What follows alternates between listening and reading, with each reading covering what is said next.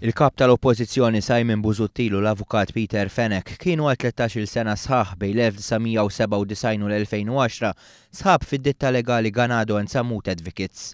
Gvernijiet nazzjonalista l-sena wara oħra għażlu lil Fenech biex iservi fuq numru ta' bordijiet. Iżda mhux biss.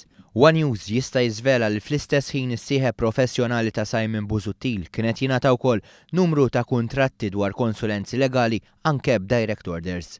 Għal dawn il-konsulenzi Peter Fenech tħallas eluf ta' euros oħra.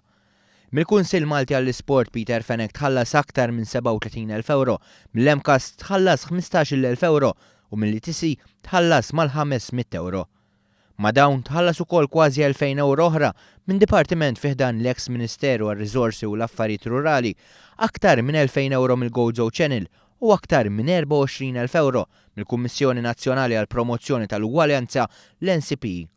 Total ta' aktar minn 80,000 euro fi ħlasijiet għal konsulenzi legali.